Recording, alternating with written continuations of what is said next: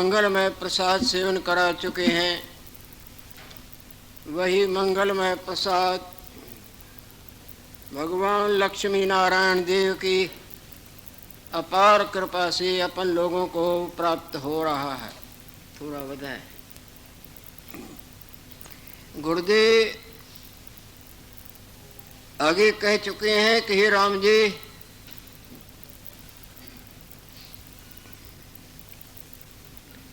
जैसे जब तक स्वप्ने वाले को जागृत रूप का साक्षात्कार नहीं होता, तब तक स्वप्ने वाला कुछ न होते हुए भी सब सत्य की तरह भासता है। जिस तरह प्राणी को प्रकाश भले प्रकार नहीं दिखता, तब तक अंधकार पिंड नहीं छोड़ता, अंधकार दिखता है। इसी तरह जब तक आत्म स्वरूप का अपने आप का भली प्रकार दर्शन नहीं होता है, तब तक ये मायामय मूर्ति जो कल नहीं थी और कल नहीं रहेगी, मध्य मध्य में भासती है। जो वस्तु मध्य में भासे वो झूठी होती है, वो भासती ही रहेगी।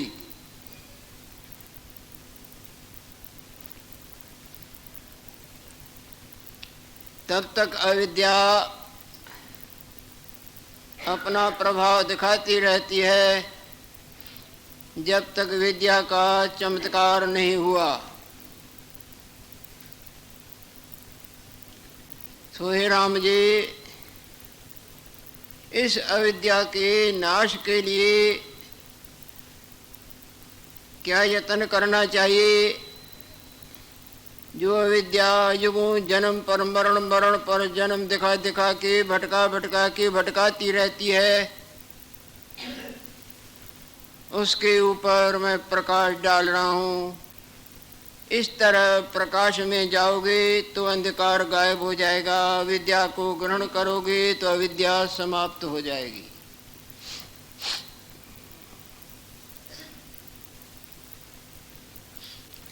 पहले पहले एकांत में बैठ के इस प्राणी को विचार करना चाहिए।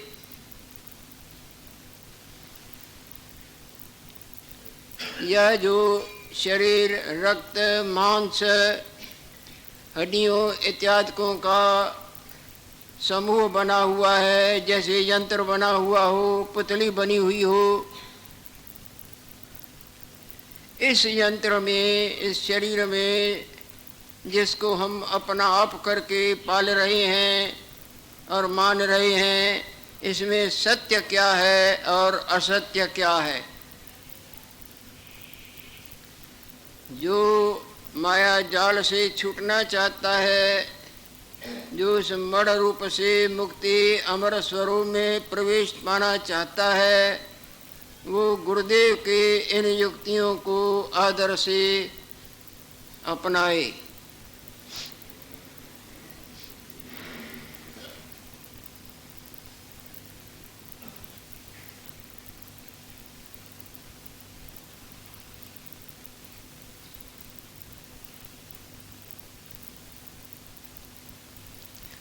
इस तरह विचार करने से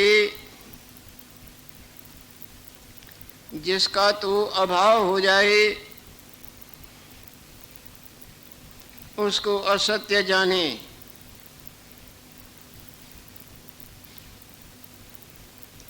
और जिसका अभाव नहीं होता उसको सत्य जाने।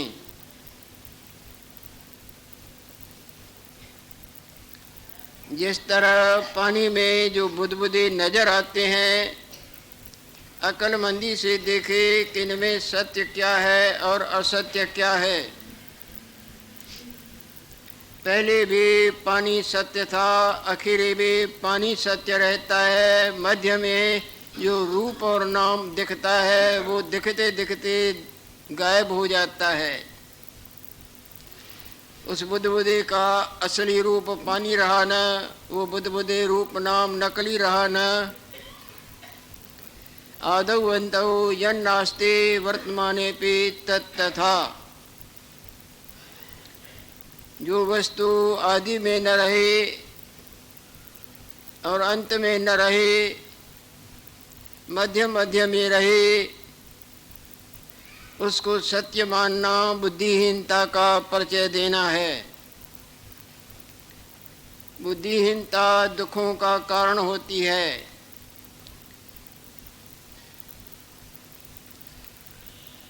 पानी सत्य है, वो रूप नाम मिथ्या प्रतीति है। इसी तरह जागृत सत्य है और स्वप्ने वाला जो पहले भी नहीं था, आखिरी भी नहीं रहता है, निद्रा दोष से असत होते हुए सत की तरह भासता है, उसको अपना आप मानना बिल्कुल मूर्खता का परिचय देना है। जगने पर वो वस्तु ही नहीं रहती। सत्य सत का विचार करना बहुत भला कार्य है। अगर विचार न करेगा तो असत्य में ही जीवन अनंत युगों भटकता भटकता भटकता आया है और भटकता ही रहेगा।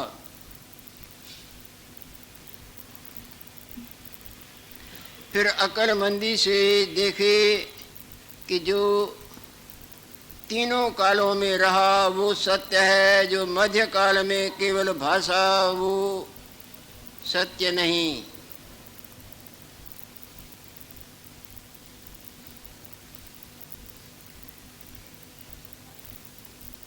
जो वस्तु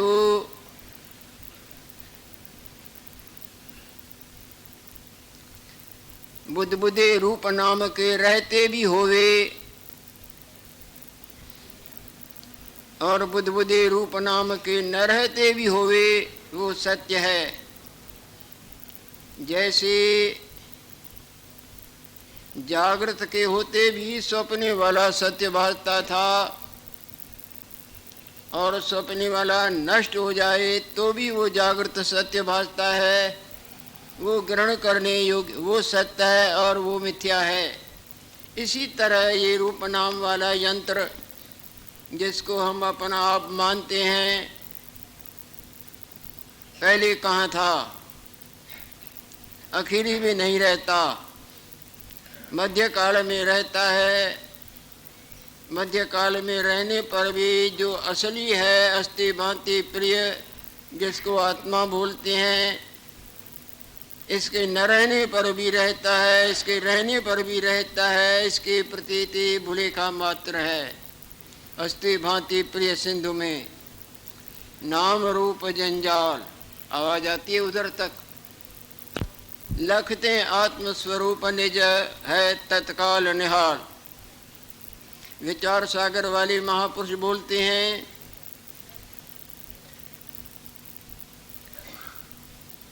है भासता है और आनंद रूप है, जिसको सत्य चित्त और आनंद रूप कहते हैं। जिस तरह पानी में बुदबुदे मध्यम भाव में भासते भी, पानी आदि में भी, अंत में भी, मध्य में भी और उनके नष्ट होने में भी जो का त्यों है, इसी तरह सच्चिदानंद ब्रह्म परमात्मा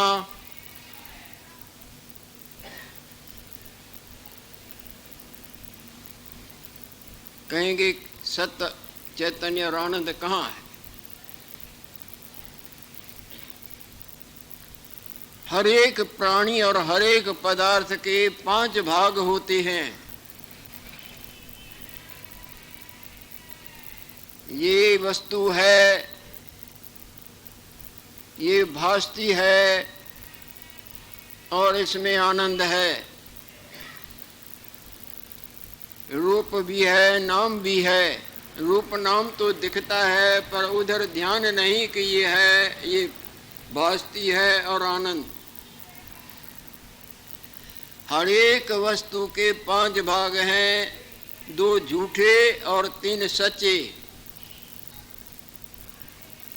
ये है ये भासता है और उसमें आनंद है। आनंद न होता तो इसको क्यों यहाँ लगाते। परंतु कभी ये रूप नहीं था, आकार नहीं था और कभी नहीं होगा, तो रूप नाम गायब हो जाएगा। पर कोई भी रूप होगा उसका तो ये है, भासता है और आनंद नहीं जाएगा। सब में होते हैं। ये जो आपका इतना सारा बड़ा बड़ा देह दिखता है, ये कभी नहीं था, दूसरे रूप में था तो उसका नाम भी वैसा था। ये रूप बदल गया, रूप बदला, नाम बदला, परंतु मट्टी और वो 5 भूत नहीं बदल के दूसरे रूप में आए, पर है, भासता है और आनंद वो नहीं बदलता। वही पानी कई बुदबुदों के रूप नाम में बदला, पर पानी है, पानी भासता है और पानी में आनंद है। इसी तरह ये 3 भाग सच्चे, 2 भाग झूठे हैं। झूठ में अदला बदली होती है, सत्य में नहीं। सपने वाला झूठ, उसमें अदला बदली कई दफा आपने देखे, पर सच्चा जो जागृत है वो एक ही एक है। इसी तरह इस ब्रह्म सागर में ब्रह्म परमात्मा जो अस्थि है, भासता और आनंद रूप है, उसमें हम तुम हम, मकान, प्राणी, पदार्थ, कई रूप नामों की माया जो भासती है। रूप और रूपों का नाम, कई दफा ये आपकी मिट्टी दूसरे रूपों में थी। उस वक्त रूप और था, नाम और था। रूप नामों की अदला बदली होती है, पर सच्चित आनंद जो ब्रह्म परमात्मा है उसकी अदला बदली नहीं होती। कल जो वो मनुष्य था, आगे चल के वो सर्प बना है, वो मिट्टी बदल गई सर्प के रूप में, अब उसका नाम और पड़ेगा। इसी तरह सारे ब्रह्मांड के जितने भी जीव जंतु हैं, ये कहाँ गुम थोड़े ही जाते हैं। ये बदल बदल के कब खत्म हो जाएंगे। ये मिट्टी दूसरे रूपों में फिर वो वासना रूपी जीव पहन पहन के बड़ा हो जाता है, अपने रूप नाम देखता है।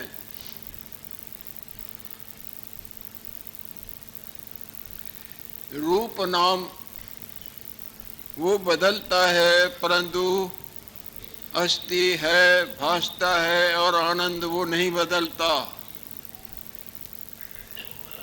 सब में ये 3 भाग सच्चे हैं, पर सब कोई 2 भागों झूठों से परचा हुआ है, सच्चे को भुला दिया है।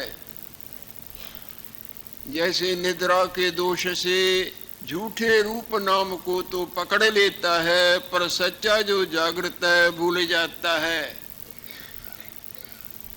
इसी तरह वास्तवताई का भुलेखा, जिसको अज्ञान कहा जाता है, अविद्या कहा जाता है, वो झूठे रूप नाम को तो अपना आप करार करता है, परंतु जो 3 भाग हैं, अस्थि, भांति, प्रिय, सच्चित आनंद, उसको भूल गया है। कितना भी भूले, सत्य असत भाव को नहीं प्राप्त होता और असत सत नहीं हो सकता। यही बात भगवान कृष्णचंद्र ने गीता के दूसरे अध्याय में 14वें श्लोक में अर्जुन को कही थी। सत्य सत का विचार करना। आनंद भी सब में होता है। तुमको कोई चीज नहीं दिखती है तो वो न हुई। कहेंगे सब में आनंद, क्या सर्प में भी आनंद है? तुमको नहीं दिखती है ना, पर सर्पनी को तो दिखती है ना। कूड़े कचरे गंध में तुमको आनंद नहीं दिखता है, परंतु जो पैसों से खरीद करके जमीन में डालती हैं उनको तो दिखता है ना।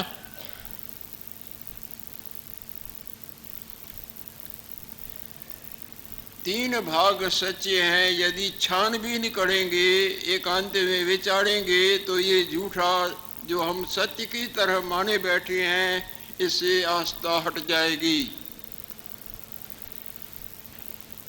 यदि आपका स्वप्ने से उत्थान होगा, स्वप्ने से जागेंगे, तो वो रूप नाम जो जागृत के भुलेखे से दिखता है, उससे ममता हट जाएगी, जागृत में जाग जाएंगे।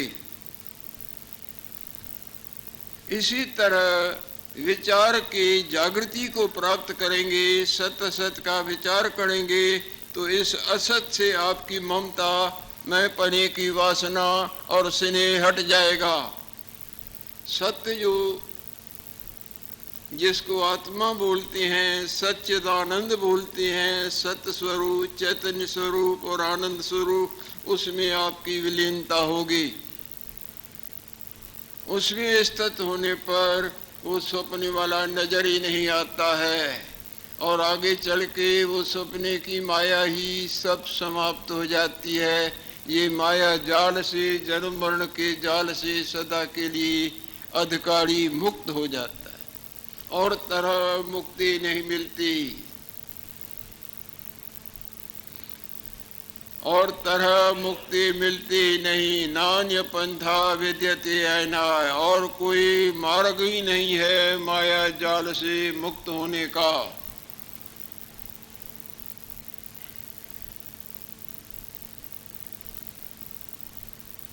तरते शोकम आत्मविद, अपने आप के जानने वाला ही शोक सागर से पार हो जाता है। जैसे अपने जागृत रूप के जानने वाला ही स्वप्ने के संसार से, स्वप्ने वाले रूप के ममता से, स्वप्ने वाले रूप के प्राणी पदार्थों में आसक्ति इत्यादि सब जंजाल से छूट जाता है। न जगे तो जंजाल रूपी जाल में फंसा पछताता ही रहता है। तो गुरुदेव समझा रहे हैं कि पहले पहले तो एकांत में बैठे विचार करें कि इस माया में मैं जिसको अपना आप मानता हूँ, इसमें सत्य वस्तु क्या है, असत क्या है, किसको पड़ी है। तो फिर मुक्ति भी मिलनी कोई आसान बात है। इन बातों को विचारेंगे नहीं। सिर्फ पड़ी है दौड़ दौड़ दौड़, धन खाना पीना, लड़का फलान फलान फलान। तो युगों से जैसे भटकते आए हैं, वो भटकना बनी हुई, जगने की नहीं, नहीं जगने की तो सपने वाले से ही परिचय रहे। ये गुरुदेव सुंदर उपदेश दे रहे हैं। राम भगवान को निमित्ती बनाया है। राम जी इस अविद्या से छूटने के लिए पहले पहले तो विचार करें कि इस मायामय मूर्ति में सत्य वस्तु क्या है, जिसको हम अपना आप मानते हैं, असत्य क्या है। समय रुकावट डालता है और प्रसाद आगे पानी।